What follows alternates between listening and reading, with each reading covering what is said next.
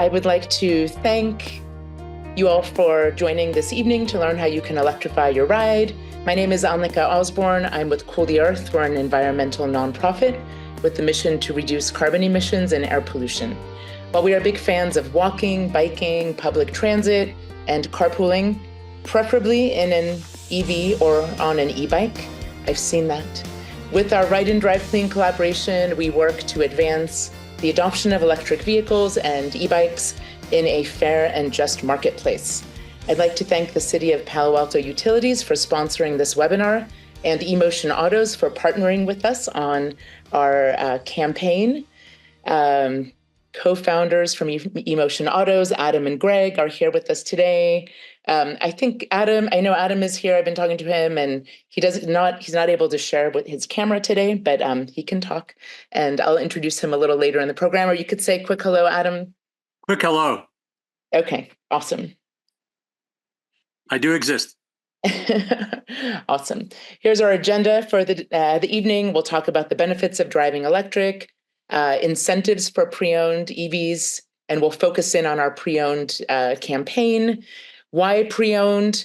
We'll do a pre-owned EV showcase. We'll talk about how to EV, which is mostly charging at home and using public charging. A couple more things going on with Ride and Drive Clean. We have several discount or campaigns going on right now. And at the end, we'll have a Q&A. Oh, and I also want to let you know, we'll be covering a lot of information. Not to worry, I'll be sending a follow-up email tomorrow with the PDF of this presentation and a couple of handy links as well. So we're pretty casual, so feel free to put in any questions that you have in the chat. We'll try to get to them as we are going through this presentation. Adam will help, and I'll help later when I'm not presenting. And then also for the people who just joined us, if you want to put in the chat, if there's a particular EV you're looking for, or if you have a question, or if you already drive electric, feel free to do so. So there are many benefits to driving electric. In California, our passenger vehicles are the single largest source of GHG emissions, greenhouse gas emissions, representing about 50% of our individual carbon footprint.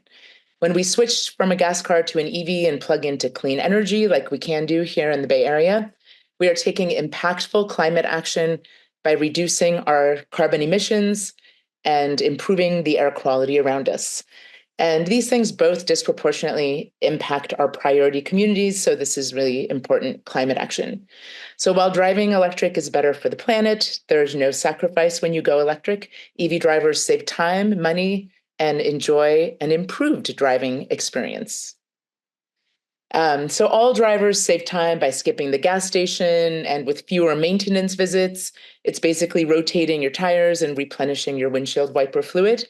EVs are a little more fun to drive.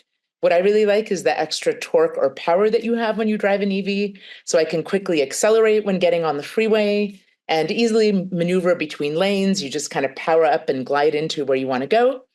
I like the quiet and smooth drive, which makes for great conversations when you're on a road trip. And for me, the high safety ratings are a big factor.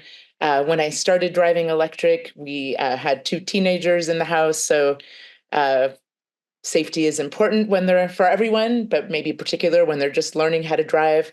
I will say my youngest daughter, who's 19, has never driven a gas car and probably never will. So also you'll save money. So although some early EV drivers paid a high premium for electric cars, today's EV owners often save money, and particularly with pre-owned EVs. And here are some reasons why. It costs much less to fuel an electric car. Fueling a gas car can be 2 to 5 times more expensive than fueling an EV, depending upon where and when you're charging it. Electricity prices tend to be more stable than gas prices, as we've seen in the last few years, even though we know that electricity prices have gone up a bit this year. We hope that it switches and that gas prices go up and electricity goes down to make this EV thing really actionable for more people. As I said, maintenance costs are 40% lower for fully electric EVs. Say goodbye to oil changes and smog checks. Yes, windshield wiper fluid. I have to do that right now on my cars, so I have to keep that at home because I don't get my cars maintained very often. And yeah, rotate my tires every 6,000 miles. Then there are incentives available that can significantly bring down the cost of purchasing or leasing an EV, particularly for people in low wealth communities. So, an overview here of the different incentives available that can help save many people money when buying a pre-owned EV. It's all based on your income and where you live. Um, but many of these can be stacked as well, which is really great. So the federal tax credit or the clean vehicle credit has been, updated in 2024. The good news is that this year the tax credit is available as an upfront rebate, and you don't need tax liability to qualify. The dealership that you're working with needs to be signed up with the IRS. And we know that Emotion Autos is signed up with the IRS. So that's one reason it's great to work with them. So PG&E, if you receive a bill from PG&E, they offer a pre-owned EV rebate for their customers. It's $1,000 for anyone, or $4,000 is the rebate plus, depending upon your income, and that varies depending upon where you live as well. Also, depending upon where you live and who provides your electricity, there may be additional utility and CCA incentives. We know that there are rebates from MCE, that's Marin Clean Energy, which is like Contra Costa, Napa, Solano, and Marin. Peninsula Clean Energy, Alameda Municipal Power, Silicon Valley Clean Energy just launched their rebate this week. Silicon Valley Power also has a rebate. So these are all additional rebates that you may be able to qualify for. CPAU, City of Palo Alto Utilities, who is sponsoring this webinar, may be offering a pre-owned EV rebate in the future. Okay, so then there's Clean Cars for All. This is an interesting program. It's a great program run by the Air District. If you can retire a 2007 or older vehicle and replace it with an EV or a plug-in hybrid, depending upon where you are in the Bay Area, you may be able to qualify for a $12,000 grant. This is tied to your income as well. You do need to apply for this grant in advance, and it may take 4 to 8 weeks to receive this grant. So you don't want to buy your car until you have this grant in hand. And it's good to know that I'll note again that Emotion Autos is connected with all of these different CCAs. They can help you get those rebates upfront. They're also signed up for to offer, to take that grant for Clean Cars for All. And then we have this pre-owned EV campaign through November 2024, which can help you save even more money. So I just want to review some of these programs. We'll dive a little bit deeper here. So this is the federal clean vehicle credit. It's available for 30% of the sale price up to $4,000 maximum. There are income caps for this, so you can see those listed. Point of sale rebate, no tax liability needed. The vehicle price cap is $25,000. And it has to be 2 years old based on the model year. So right now we're in 2024. So it has to be a 2022 or older vehicle. That will change when we hit 2025. Then it'll have to be 2023 or older. Here's a little more information about the PG&E rebate. They do have some income caps. These are some sample income caps. It really depends upon where you live. I've noticed I put in different zip codes and there are different income caps depending upon where you live, but they're pretty generous to get that additional $4,000, which I think is great. Just a little more information that you can kind of peruse when you get the PDF. I don't want to read the slides to you so much. Here's a little more information about the Clean Cars for All grant. This has some pretty restrictive income caps. So you can see here, for a single person, your income cap is $45,000. For 2 people, $61,000, and for a family of 4, $93,000. But still, many people qualify, and this is really great. you do have to apply for this one in advance. You can also get a credit for an e-bike for $7,500 credit to get a really nice e-bike if you trade in a 2007 or older gas car. And if you don't spend the full $7,500, the rest of it can go on a Clipper card. So pretty nice incentive there. Okay, so a little bit more about our campaign. So, this is our second campaign that we've done with eMotion Autos. The nice thing is that eMotion Autos really goes out to auction to find the EV of your choice. So it's not what's on a particular lot at a particular time. So really there is unmatched selection.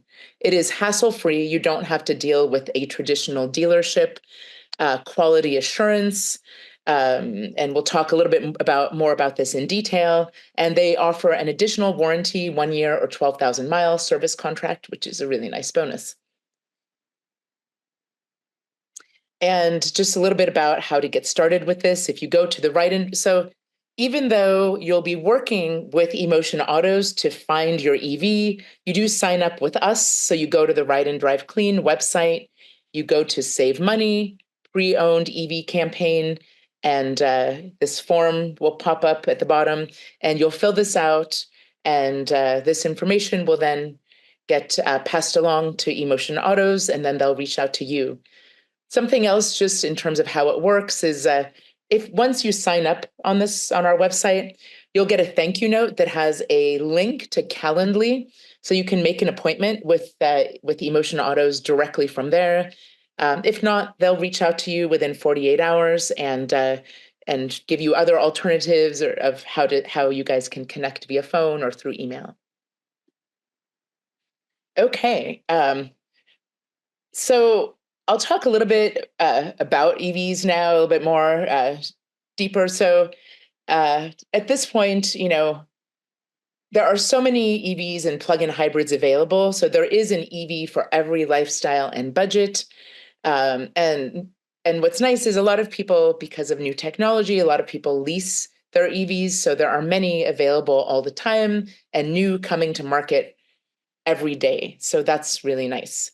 So most fully electric EVs offer 200 to 300 miles of range. Some will go even farther on one charge.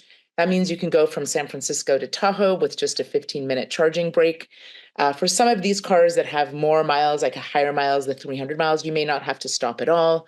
Coming back from Tahoe, because of the regenerative braking that EVs have, you may not have to stop to charge at all, because when you go downhill, your battery is recharging itself. Just want to talk a minute about the batteries, because that's a really big question that comes up, particularly when you're thinking about getting a pre-owned EV. So the good news about EV batteries is that the original battery in the EV is typically the only one that you'll ever need. There's, there of course are some recalls that happen from time to time, and in that case, the battery is replaced, usually, by the dealership. So by the manufacturer. So it's not going to be falling on you. I will say there's some exceptions. Some of the early Nissan Leafs did need new batteries. Renee here has a 2011 Nissan Leaf, and he's still on his first battery. So that's pretty amazing. So when we talk about batteries, so you won't have to replace the battery, but there is some battery degradation, but not too much. So these batteries will last for many, many miles. And let's say when the battery goes below, 80% of its capacity or so, maybe after 8 to 10 years, the range is reduced, but that is not catastrophic. You can still drive your EV, just not as far on one charge.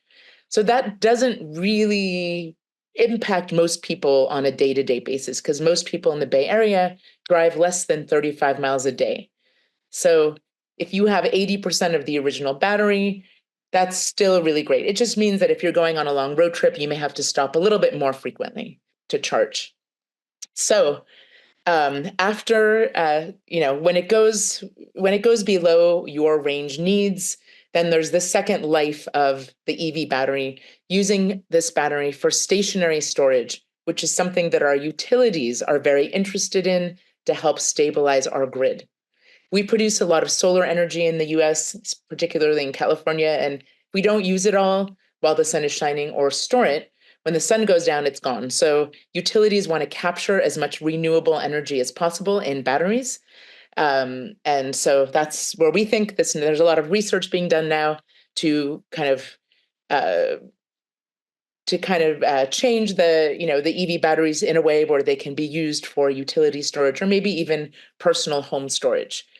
And then after being used to store energy, 98% of all of the materials in the battery, including all of the rare earth minerals like cobalt, can be purified and reused.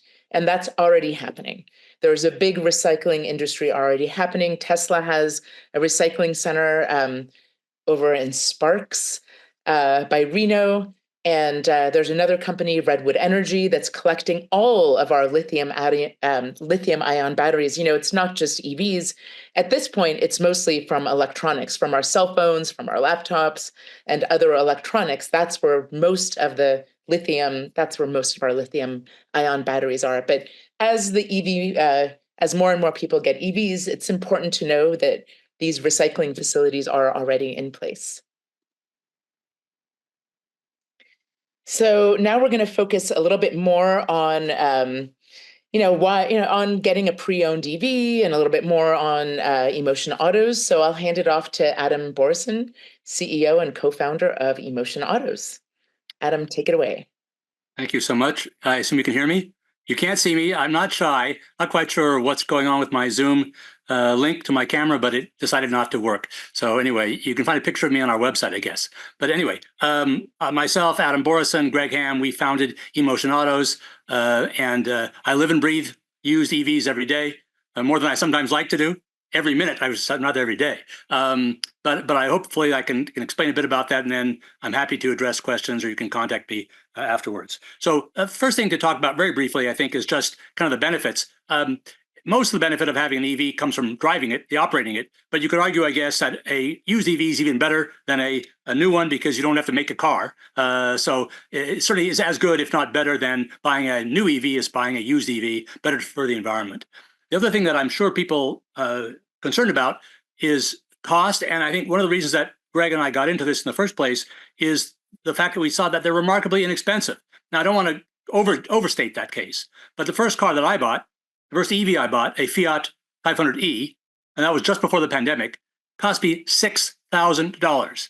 That's for a street-ready, Bose sound, leather seat, 100-mile range, roughly, car.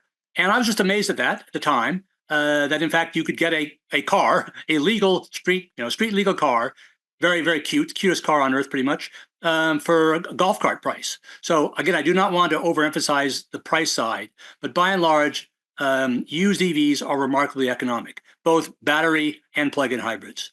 For our business, which we are basically sourcing cars in the wholesale market, you'll get a very wide choice of brands, models, makes, not everything all the time, but again, I could talk in more detail about what's available, but you can get the usual ones, the Model 3s and the Bolts. But if you want a Polestar or a Mercedes EQB or whatever, or a XC90 from Volvo, those are also available as well. So very wide choice of brands, model years, etc. And then I think by and large, one could talk a bit about upside and downside of having a used car. But I think for an electric car, once you understand the battery health, which again we'll talk a bit about that, it's a much simpler thing to think about a used EV than a used ICE car, internal combustion engine car. You don't have to worry about transmission and engine and ring jobs and oil changes.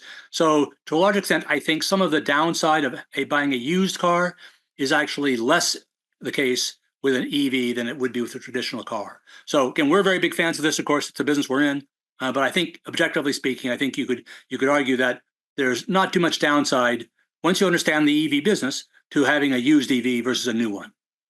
Next slide, please.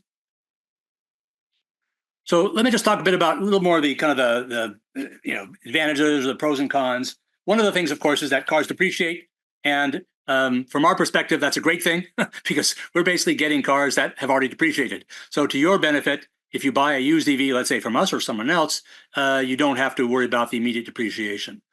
Battery health, something we've talked about a fair amount. Generally, that's much better than people, I don't think. I think to some extent there are issues, of course, but generally they decline slowly over time, particularly in this climate. And we have been getting better and better at having good diagnostics. So, in fact, we just got on board a state-of-the-art battery health indicator that works on many vehicles, so we can do an even better job reporting on battery health. But by and large, we have been pleased, I guess, with the situation with batteries. So we don't see that as a major problem. The rest of the vehicle, generally, it's an advantage, right? You don't have to worry about, as I said, oil changes, all those other things. There are some things that seem to wear out faster, tires, for example. And there are some things that create odd error messages, like 12-volt batteries being low. But by and large, the vehicle is, you're in better shape with most of the vehicle, with an electric car. Servicing is an interesting area because it's not yet caught up to what it should be. We have some references for you if you'd like for us to tell you about our mechanics. But by and large, we're seeing that get better and better. And I think you can find dealers that not only, of course, you can go to the dealer for the battery itself, the EV battery, but for the rest of the vehicle, you can find savvy regular mechanics who are willing and able and maybe excited about working on the rest of the vehicle. So that is definitely an issue, but it's one of the issues that we will help you deal with because we have a pretty good, awareness of the nature of that servicing market and can find good mechanics for you. Next slide. So one thing that we deal with, which is not very traditional for dealers, is we buy cars on order in the wholesale market. It's a market that I didn't know existed, and maybe most of you probably don't know exists, but there are maybe 30 million used cars sold every year. Many of those are sold in the wholesale market. Millions of cars. Our biggest supplier that we deal with right now, this very moment, has more than 200,000 cars available for sale. The auctions occur every day, year-round, all the time. Each car gets about 35 seconds of fame and then is sold. So there's a massive market, not a salvage market. These are cars that are from fleets, from leases, from trade-ins, or just people tired of them at that point. But so there's a market for these. And in that market, there are lots of EVs, hundreds, perhaps thousands of electric vehicles around the country, and particularly in California. We have access to that market. You don't. But you do now because of us. Basically, we are your window into that marketplace. And that's what we do. You tell us you'd like a certain car, a Bolt, a Model 3, a plug-in hybrid, an SUV, an all-wheel drive, whatever it might be. We go into the market to see if we can find one or more cars that meet your needs. And generally, we're successful. One of the important things about all this is that it's much less predictable, I guess, than the typical dealer. These cars go up for auction in real time, quickly, and the price is only determined at that point. So when you talk to us, you'll talk a bit about what we hope the price might be, what the price will be capped at. But often we can't predict exactly what a particular model is going to be available for. That's just part of the downside or the feature of our particular approach to the market. Again, it's a different approach. You're welcome to go to a traditional dealer. There are many that deal in EVs. But if you work with us, you get a big selection, and you get a little bit more of an interesting experience to understand this wholesale market. Next slide. So again, I've already touched on some of these points. The advantage for us, for you, is very big selection, thousands and thousands of cars. The wholesale market is very transparent. It's very different than the retail market. Perhaps the polar opposite of the retail market. Very detailed information about the car, very clear pictures of the problems, very long lists of what might be wrong with the car. And the auction houses only survive if the cars they sell are as good or better than they promised. So by and large, we've never had a customer who was displeased with the car they got after having seen pictures of it. So you don't have to deal with any of that. And again, we're not a usual used car dealer, so we don't have to deal with the games there. Very upfront about pricing, all those kinds of issues. There are downsides to this model that we have, which is this kind of buy on order model. You cannot physically see the car or test drive it. We only see the car when it gets shipped to us from the auction house. And that's the only time you will get to see it. You cannot see it beforehand, which means we strongly encourage you to make sure to test drive an equivalent vehicle. If you're worried about color, see the color of the car that you're going to get That's happened to us once. So be very, very careful about making sure this is the right car for you. Again, many of these cars are commodities now. If you get a Model 3, you shouldn't be surprised at what you get because it's going to look like every other Model 3 or Chevy Bolt. If you get an unusual car, let's say a new one, an EV6, something like that, you might want to make sure to see and drive it. But by and large, that's a downside of our approach. You do not get physical contact with the car until you actually own it.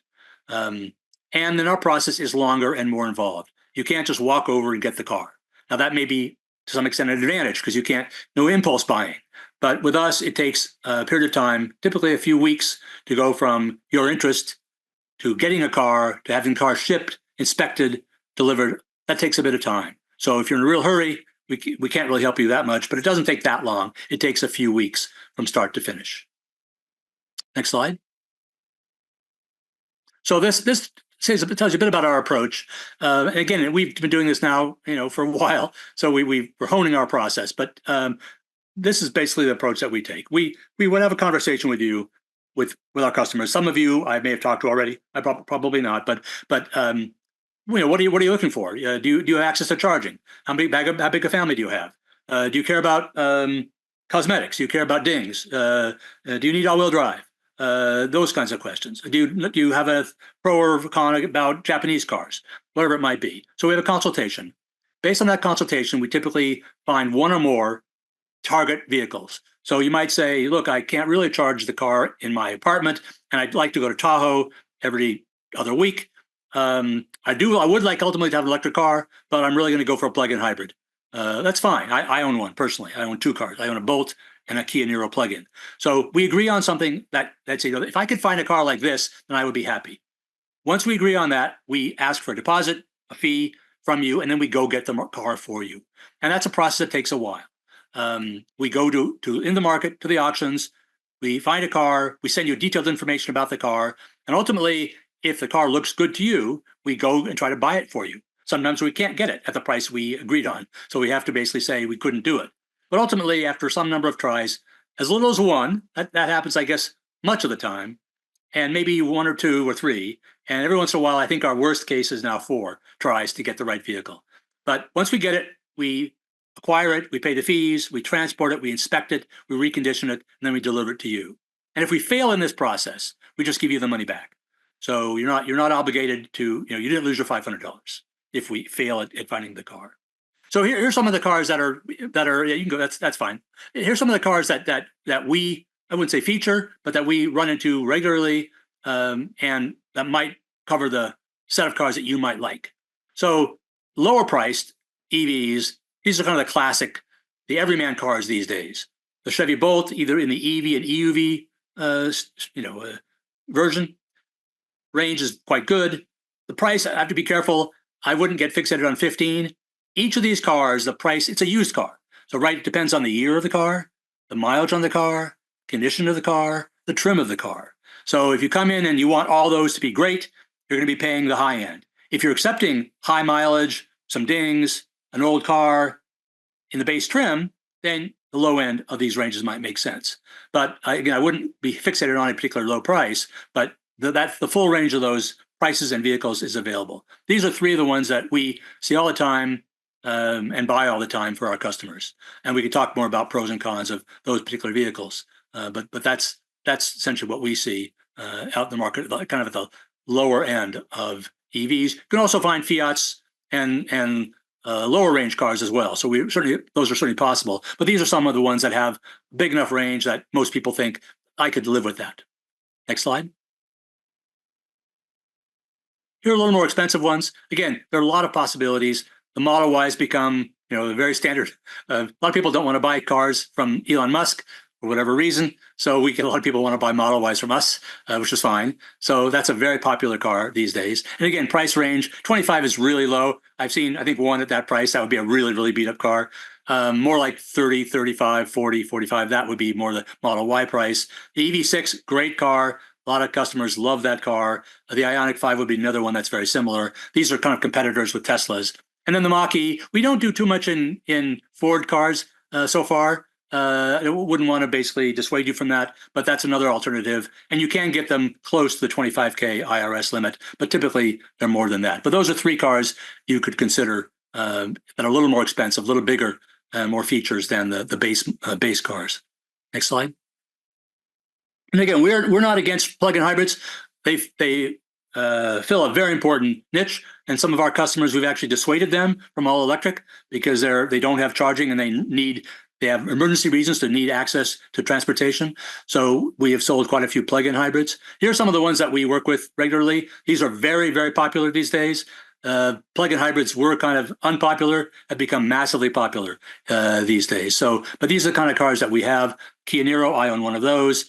SUV type of car, but small. Prius Prime, a car that everybody loves. Great car, reliability that's unprecedented. Again, that's quite popular. Still possible to get it for under 25K. And then the Clarity, a sedan, traditional sedan, like a traditional car. People love that car. 45-mile plus range. Very, very traditional, like a Honda Accord. Those are all great choices at that kind of the low end there of plug-in hybrids. Next slide. I was going to add something about plug-in hybrids. We're a nonprofit organization with the mission to reduce carbon emissions. So if possible, we recommend a fully electric EV so that you can have the biggest impact on reducing your emissions and saving money. But we understand that that's not possible for everyone. So we just encourage people to plug in as much as you can so that you can save money and reduce your emissions. Agree completely. One of my best friends has a Honda Clarity. He lives in Palo Alto. He literally cannot remember the last time he bought this, right? It has a 45-mile range. So again, exactly right. He comes home, he plugs in. Every once in a while, we go somewhere like on a hike, some farther away, and he ends up using gas. But it's an extremely rare event. So that's the ideal way to use a plug-in hybrid if you have to. So then there are other ones that a lot of people want a bigger kind of SUV, all-wheel drive.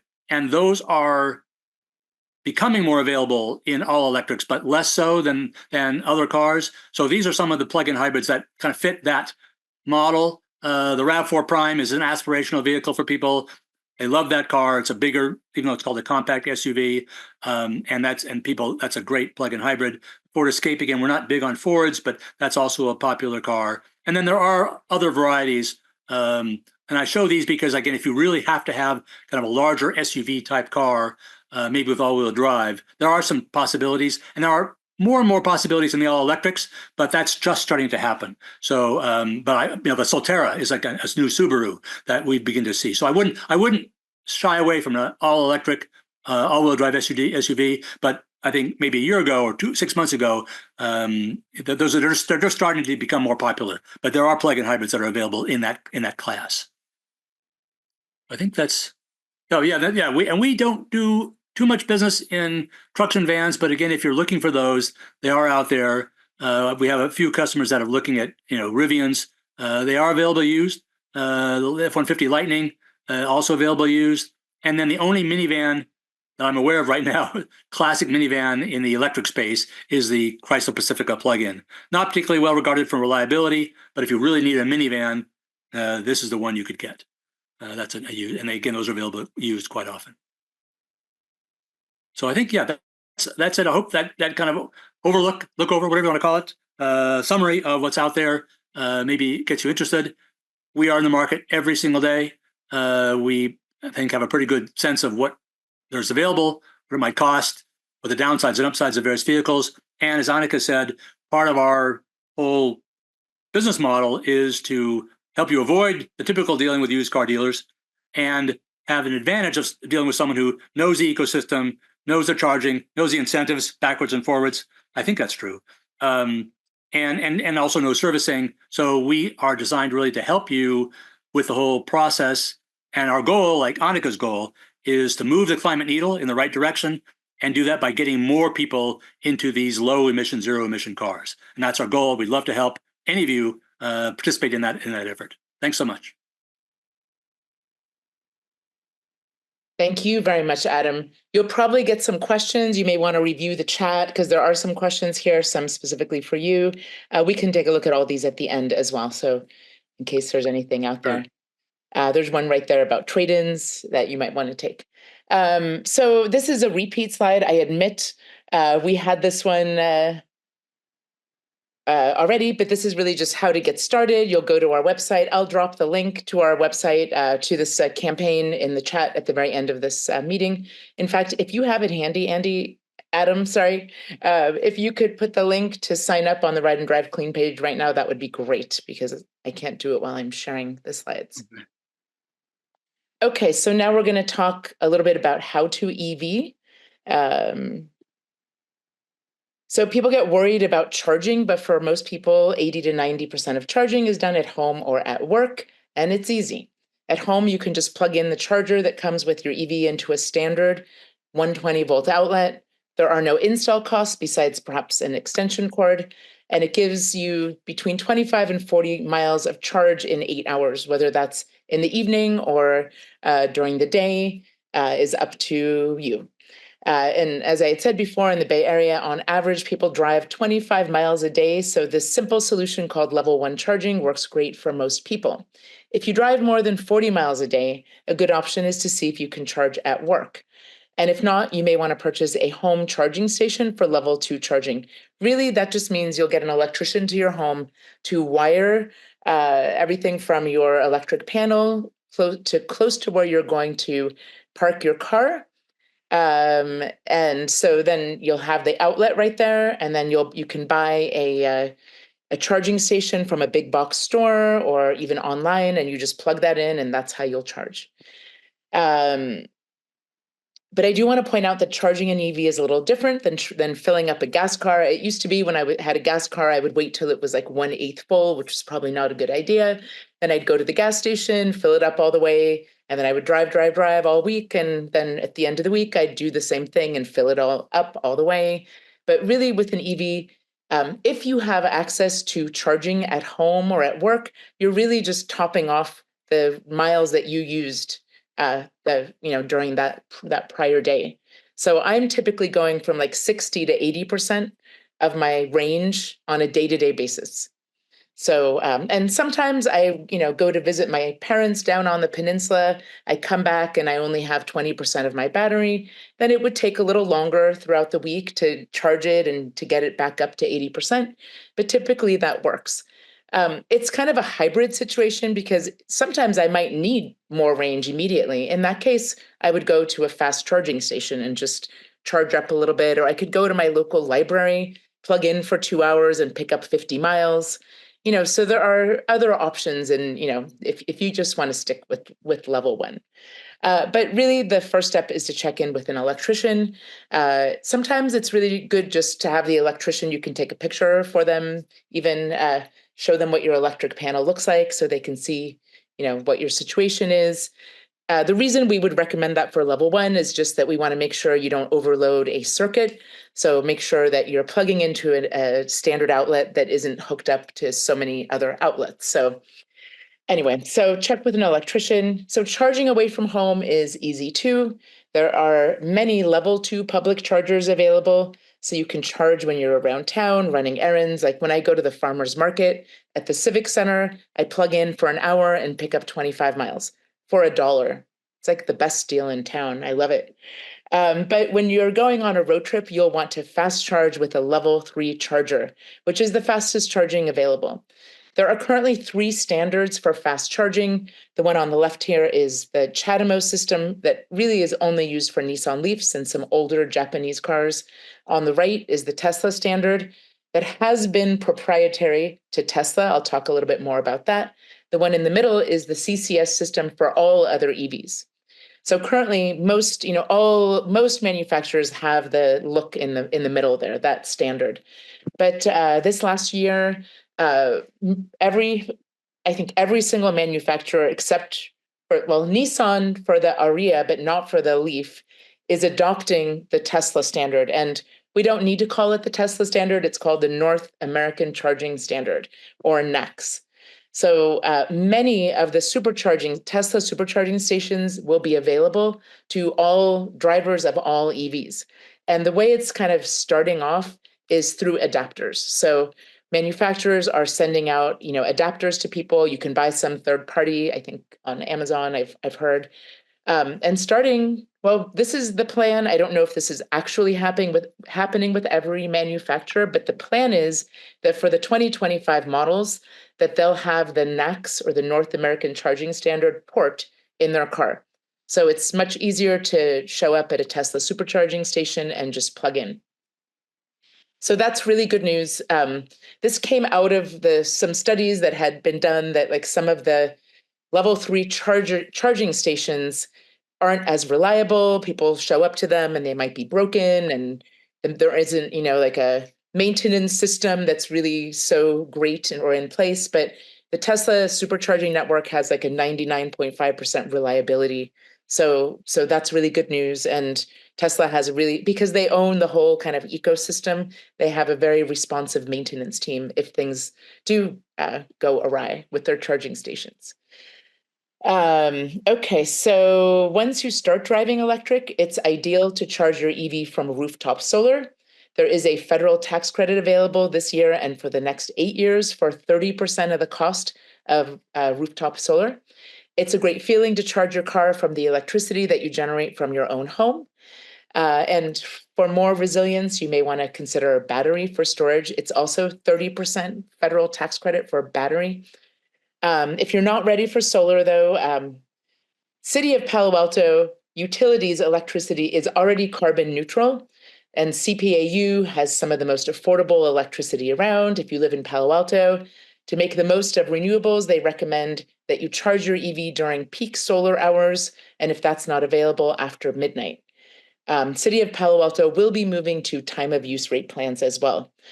If you don't live in Palo Alto, other utilities and CCAs have clean options as well, and some offer special reduced EV or time of use rates. So you pay less for electricity during certain times of the day, and that is typically between midnight and 3 p.m. So really, most of the time, you can get this really good rate. If you do have to sign up for this EV rate, you put in they'll collect your VIN of your car to make sure you do have an EV. And all of your electricity will be charged at that rate. So it's really subsidized. It's very affordable between midnight and 3 p.m. So I've shifted my chores to the morning. I do my laundry in the morning. We do our dishwasher in the morning. We try to use all of our electricity, as much as possible before 3 p.m. because then it becomes quite a bit more expensive after that. But yeah, I've listed here all of the different CCAs and small utilities. Some of you, I'll just point this out, Ava Community Energy, it used to be East Bay Clean Energy. So if you are it's now like Alameda County through the valley because they're expanding out into like Stockton and Tracy and such. Okay, so there are several, so EV ownership may be a little bit easier for people who live in single family homes, but there are several EV charging solutions for people who live in multifamily homes. So, or properties, and there are more solutions on the way. So if a charging station is not currently available, people charge by plugging into a standard outlet if that's available. There are these new smart outlets that are an inexpensive solution to charging that also handle billing. So you might see if you have like a shared parking garage in an apartment building or in a condo, you can install these very affordably. And then you pay only, you use your app to start your charging session, and then you end it using your app, and then you pay for the electricity that you use. So it's very fair and equitable. Other people charge at work, and some people charge exclusively at public fast charging stations. On average, fast charging will get you about 70% of your battery, like from 10% to 80% in 30 minutes. Some cars it takes a little longer, like with Chevy Bolts or Nissan Leafs, it's more like 45 minutes. And some EVs, it's about 20 minutes to go from 10% to 80%. So that's something to consider if you're going to be using public charging networks exclusively. Also, it's a good idea to advocate to your property manager or property owner if you are in that situation to make sure that they're keeping up with the times, you're actually doing them a favor to have them install EV charging because everybody's going to need it pretty soon.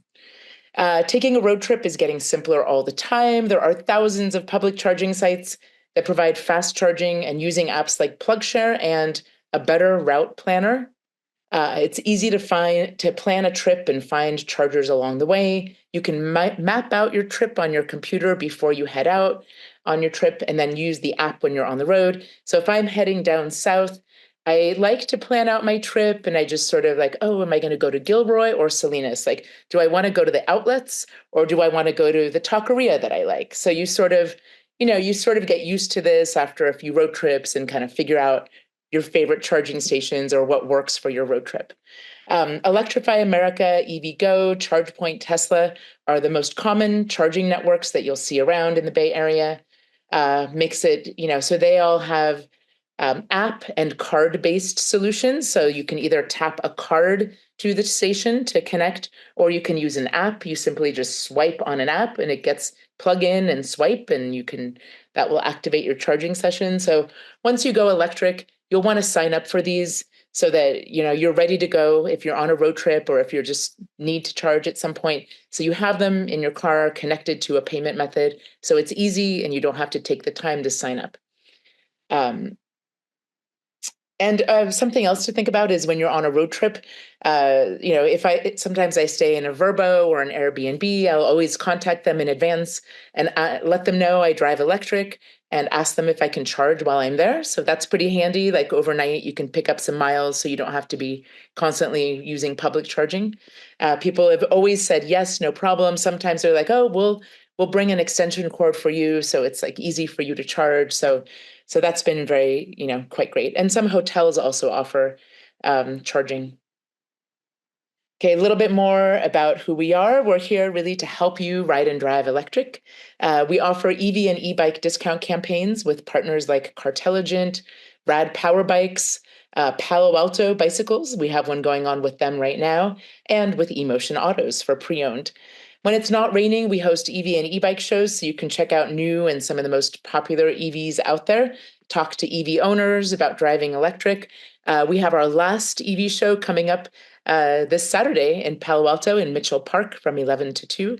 It's a Frunk or Treat event, so it's a family-friendly event. We also do these webinars. So along with these general webinars, we have one that's called Save Money on an EV, where I do a showcase of new and pre-owned EVs. I also do one that's like what to expect as a new EV driver. So we do a deeper dive on like changing your rate plan and going on a road trip. We have one of those coming up on November 13th. We have a very robust website with lots of great information about EVs. And really just going back to our mission, well, first I'd like to thank you all for attending this program today, wherever you are in your journey to an EV. And we realize that it is a journey, and sometimes it takes a couple of webinars, a couple of EV shows before you make your final decision. We're here for you along the way.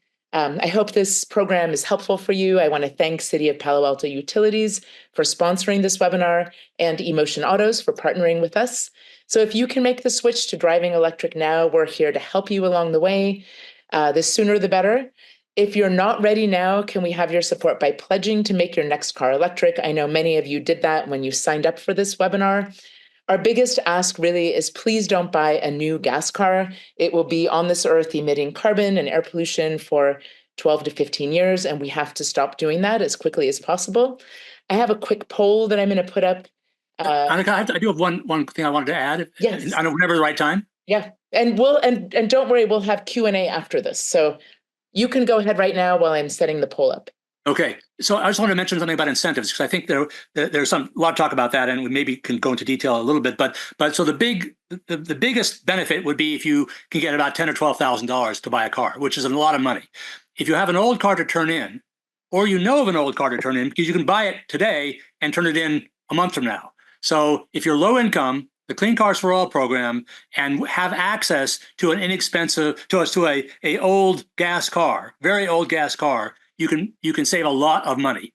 If you have a nephew or a niece or a mother or a grandson who is low income but wants to buy an electric car, you can give them an old gas car and they can turn it in for $10,000 to $12,000.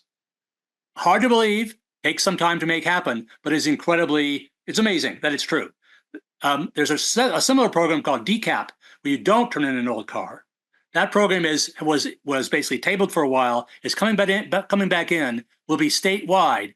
Do not have to turn in an old car. But it's also aimed at very low income people, about $7,500, but for basically buying an EV. But so DCAP and Clean Cars for All are the signature low-income programs that people are not fully aware of. Take some time to actually make them work, but a lot of money, a big pot of gold at the end of the rainbow for those two programs. Yeah. Thank you for that plug and for mentioning. I had forgotten the Drive Clean Assistance Program, even though I had it in my notes. But yeah, that is a great way to go electric, and it's going to be available for everyone. They'll be like launching it here starting in November, depending upon where you live. I know in Marin County, it will be like January. So they're really focused more, they're focusing their launch in more low income and disadvantaged communities. So that will be their priority. And then they'll be going to other communities, as they build this program. So I'm going to launch the poll. It'll take just about a moment to fill it out. Just 3 quick questions. And in the meantime, well, I'm going to stop sharing my screen, and I'm going to put a couple of handy links in the chat, and then we'll look at questions in the chat and live Q&A. Thank you so much. It was a great presentation, getting a lot closer to buying one. And 2 questions I have. One is, the reason I haven't bought one is I live on a very steep driveway, and most EVs are low to the ground and have low clearance. So I need advice from, I don't know whether it's you or the other eMotion, the guy that's selling, on different EV models that I might use. So that's what stopped me pretty much is the clearance, without getting into very high numbers. And the other is, I gave my Prius to my niece during COVID. She needed a car, and I said, "Oh, this will get me to buy an EV car," and everything was so expensive that I didn't. And I got a car back that I had given my brother, which is a 1998 Honda. And I'm just getting ready to sell it, but I didn't know about this discount thing. I don't know whether I qualify, but if I follow your instructions and get income and all that, I'm willing to wait a few months to get $10,000 or $12,000 off, obviously. So are those things that I would call, I don't remember if his name was Mike or whoever was talking, to get some more advice on? Yeah, absolutely. So the way to go here is to sign up on the pre-owned EV campaign. So you can click that first link that's in the chat. Sign up on our website. That's the first place to go to sign up. That way they have your information and they can reach out to you. So that's the first step. And I will also just put in the Clean Cars for All link. This is where you can see about eligibility right there in the bottom. It's through the Air District if you want to check to see if you qualify. That's a good first step as well. Curtis, do you have Adam, do you have any comments about the clearance under the car? No, that's an excellent question. I do have people who have mentioned that, and I have looked at various vehicles. I don't think any of them are really, really high, but I think the SUV types probably are somewhat better. But because the battery is under the car, yes, you do have that issue to deal with. I know the Model Y has much better clearance than the Model 3 does. Exactly. And another thing, like my executive director actually lives on she has a really steep driveway, and we're always going to her house and like backing in when we have events and things. And we just sort of kind of like try to angle up a little bit too, like trying to be strategic about it. But yes, it's a great idea. Like I would think a sedan is probably not your way to go. Yeah. And, there should be an article somewhere that has a comparison or a chart with clearance. I'll see if I can find something. Thank you. Curtis, did you have a question? Yes, I did. Hey, Annika, did I pronounce your name correctly? Yes, Annika? sure, yeah. Annika? Yeah. Okay, phenomenal. Listen, great presentation. Great presentation. I don't know if there are any other pastors that are on here, but one of the things that we did at Faith Church before the pandemic was that we got connected with California Interfaith Power and Light, and got like a 6 megawatt solar system put on the roof of the church. And we also had some batteries installed in the back. So we literally had clean energy from above getting stored on batteries in the back and could flick a switch and come completely off the grid, just completely. I think our PG&E bill was like $10 a month before we left. So I'm all things in it. I'm solarized, whole 9 yards. Did you mention that you might make this presentation, this PowerPoint available or some highlights from it or something like that? Absolutely. I mean, we're recording this, and so we will send it out. I know City of Palo Alto Utilities will have it up on their website. I can hold off and send the follow-up email a few days, and then I can have the recording, or maybe I'll just follow up with the recording. I will send the PDF tomorrow. I was planning to send it tomorrow, so you can reference all the different information. I definitely would like that because I think one of the barriers for EVs is they're expensive, especially when you're like in underserved communities. I mean, nobody can, and if you live in East Oakland, I mean, you can't afford a $35,000 EV. Well, right? that's why we're doing these programs That's and perfect. Yeah.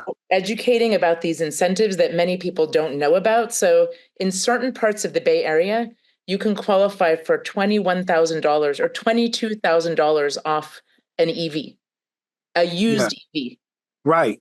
No, that's great. Yeah, and then there's often financing available, and because a lot of people don't have a good credit rating. So we're all in. We want everybody to go electric and to be able to. And I think the state and the federal government are really, as well as all of our local utilities, we're focused on these income dependent rebates to make sure the money gets into the hands of the people who really need them. All right. Well, I hope to get that, and would love to work more with you. Just awesome.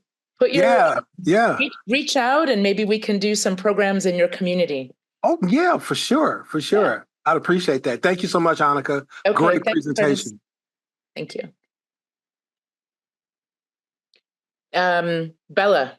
Yeah. I think your hand was raised. Sorry, but I do have a question, Annika. Did you hear me? I didn't hear you, but yeah, I can hear you, but I don't know what your question is. My question is, I just have started my practice as a Reiki healer. Am I able to fall in this category, and am I able to get all intensive? I'm sorry, I didn't understand what you said. Your practice? I have started my practice for Reiki healer.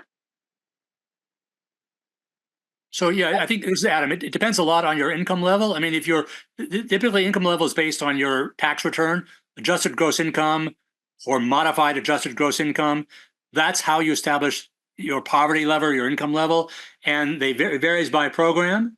But based on your tax return, you can establish whether or not you meet the income standards for these various programs. Uh-huh. And a good place to start is this. I put a link in here. I'll put it in again, Bella, just so that you can see. I don't know what happened with my Zoom. I'm not able to see you. Oh. I keep going to link, but not able to see you. Thank God I am able to talk to you. I can see you and hear you, so it's okay. Okay, moving on. Dan, I see your hand has been raised for a while. Yeah, so I was going to follow up on Adam's. You know that 2-year driving, right? The old car needs to be driven in California for 2 years, but it does not have to be registered to me, right? So my question is that it has been operated in California for 2 years, but you don't have to have owned it for your time. Yeah. So on that, the 2 years, is it counting from today back 2 years, or could it be any 2 years for the past 10 years? Good question. I think it's 2 years before I think you submit your application, I'm guessing. Yeah, that's a good question. It's not any 2 years in the past, 10. It's basically, I think, when you submit the application with a vehicle, I'm going to turn in this, I'm going to turn in this 1998 Honda Accord. When you say that, make that statement on your application, they'll check the records. Has that car been operating in California for the past 2 years? They want to get operating gas cars off the road. So that's what they're thinking about. That makes a lot of sense. And then the other thing is something about if it's not an older car, something's about $7,500. I missed that. Can you repeat that? Like, is that a different program? Oh, yeah. Well, it's somewhat different. Yes, the state has two programs.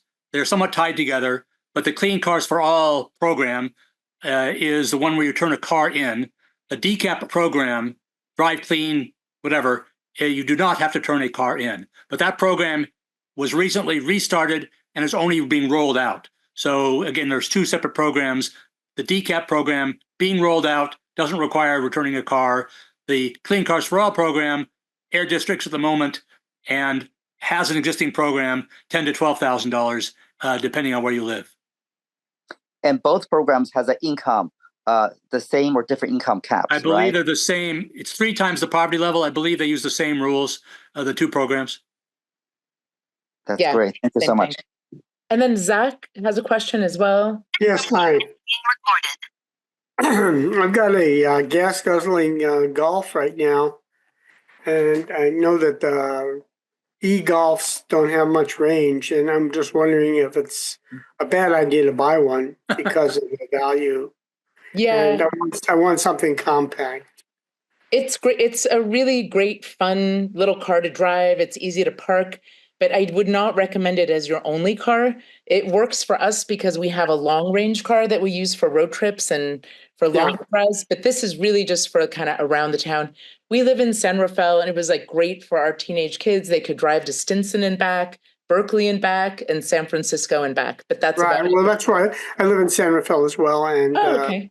and I don't drive very far, and I do have a partner with a gas car, so Oh, so so in it that- worked that way. But I'm just wondering, as far as the investment and the costs compared to, it's not that much different than a Volt is. So, and Well, we've sold, some people like particular models. I mean, we actually have sold an e-Golf. We've also looked at a lot of ID4s. I think, so I think it depends on your personal preferences. If there's a car you like, a make you like, a form factor you like, certainly it's good to consider that. And you get a lot of incentives. what is the range on like a 2 or 3 year old e-Golf? It's about, on the newer models, it's 125.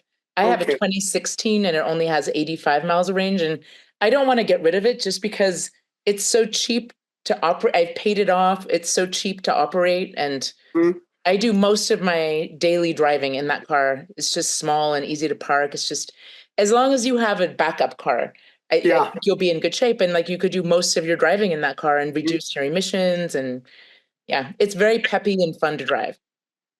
Good. Thank you.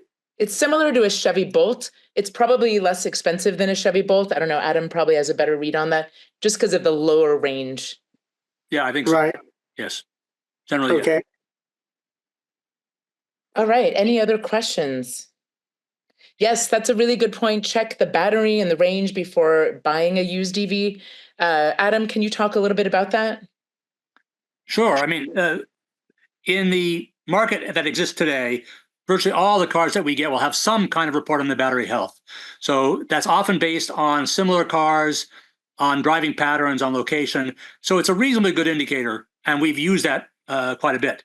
We do now have in our clutches a state-of-the-art suitcase that does battery testing.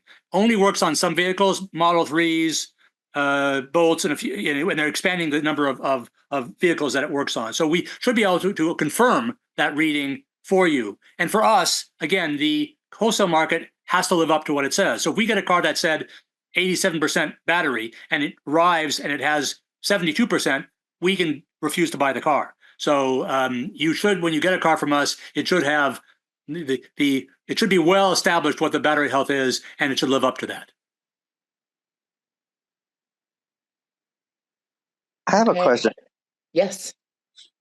It's about insurance. For those of you who have been driving EV cars, right?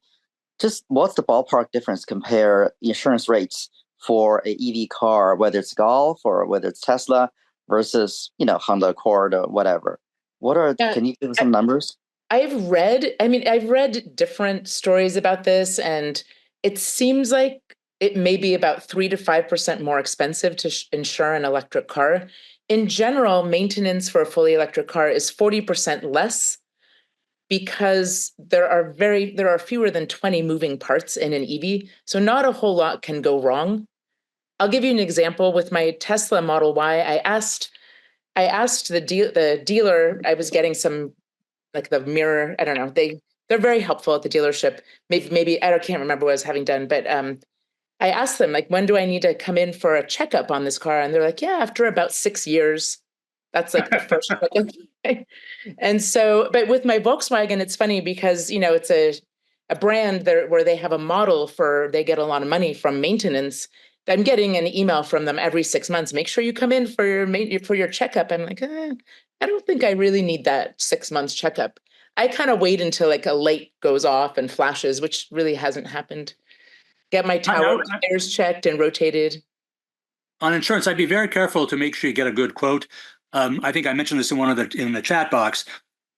Some of the public information that's out there is based on existing electric cars, which are mostly Teslas, which have known expensive bodywork if you get into a crash. So I think a lot of that is actually based on that model of what's going on. If you buy a Chevy Bolt and you don't care about collision insurance or comprehensive insurance, it may be very, very cheap. So I think I'd be very careful to find out what you're insuring. Is it mechanical? Is it liability? What is it? And what the car is. And then make sure to go to a insurance company that knows a bit about EVs, because I think a lot of them just don't know it very, very much. So I think it's a moving target, but I'd be very careful to make sure you get a good quote from somebody. Do you have an insurance company that you think be more knowledgeable about insuring EV cars in general? Like, you know, State Farm, AAA, whatever. Any experience in that field? Yeah, I have personal experience with AAA, and they don't seem to be particularly high. But I don't carry comprehensive or collision. So those liability insurance is quite reasonable. I do have very good insurance just because of my kids still drive the cars. So yeah, my insurance is high, and it's hard to tell if it's because I have young, kids on this policy. But I do know when they go to college and I take them off of the policy, my insurance is like half the cost. It's hard to for me, it's hard to give a personal example because I have the kids involved, and that just makes it more expensive.